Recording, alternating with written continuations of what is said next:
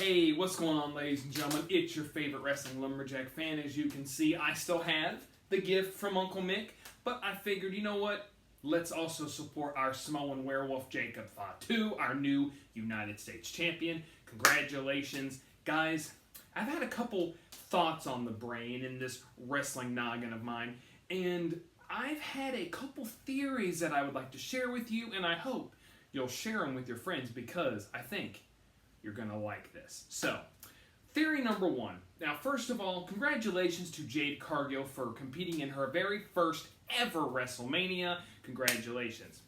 Speaking of Jade Cargill, ever since Bianca Belair won the Women's Elimination Chamber, and I honestly always thought that she didn't fit into the Women's World Championship title chase, it just kind of fell off. I feel like it should have just been her and Rhea Ripley, or Rhea Ripley and Io Sky at WrestleMania, and have Bianca Belair be a part of the thing with Naomi and Jade Cargill, you know, like her being in Naomi's corner, or like, you know, like just like being indifferent, like doesn't know what to do.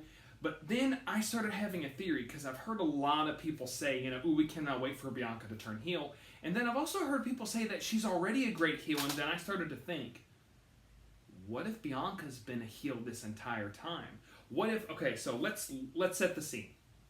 We have Jade getting taken out by a car crash, and then Bianca has to find a new partner to keep the women's tag team titles, and then eventually, like, you know, we get into the Women's Elimination Chamber, and then we have the return of Jade Cargill, and everybody wonder, okay, who attacked Jade? Who attacked Jade?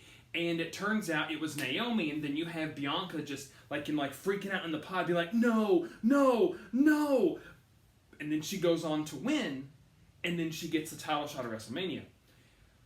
But what if she wasn't freaking out because her partner was the one, her best friend was the one who took out her partner, but what if it was because her plan had failed? What if Bianca was involved the whole entire time? What if her and Naomi came up with this plan, like, hey, I do not want to face Jade Cargill. I may not be able to beat her, so you know what? Let's just take her out. We'll have you take the fall, and then we'll both get in the Women's Elimination Chamber, and either one of us gets a title shot, goes on to WrestleMania, and then we can just keep the title in between the two of us.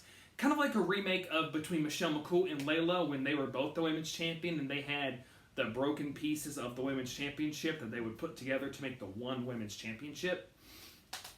And what if her freaking out the Elimination Chamber wasn't because she was disappointed in what Naomi had done, but what if it's because her plan had failed? What if she was trying to accomplish getting the Women's World title and get to WrestleMania, or, you know, vice versa, before Jade came back, but she came back too early, and now Bianca's like, crap, I don't know what to do. And then Jade attacked Naomi because she thinks it was Naomi who did it. But what if we eventually find out that Bianca was in on it the whole time, and then we get the heel version of the EST? And then we can have her and Naomi, you know, like trying to go after the Women's World title, because I always thought that her being involved was just odd. It just didn't feel like she fit. I was like, why would she be chasing after this when there's this whole other storyline that I feel like she should be put in? And now I know, you know, you gotta let Triple H, like, you know, let him cook, let him do things, but I just really feel like it was a she just felt odd being in that women's match at WrestleMania. I just do not feel like it fits story-wise, but hey, that's just me, and that's just a wrestling theory. Okay, here's the big one. Are y'all ready? Ever since John Cena turned heel at the Elimination Chamber, we've had, like, you know, Cody and Randy Orton, like, you know, kind of mention John Cena selling his soul, but have we actually ever had a confirmation that John Cena sold his soul? Because I've had, like, a lot of people, like, you know, ask, or I've heard, like, a lot of people, like, you know, discuss, what does John Cena gain from selling his soul to The Rock? He's already a multimillionaire, he's main evented WrestleMania numerous times, and he's set for life. So what could The Rock give him that he doesn't already have?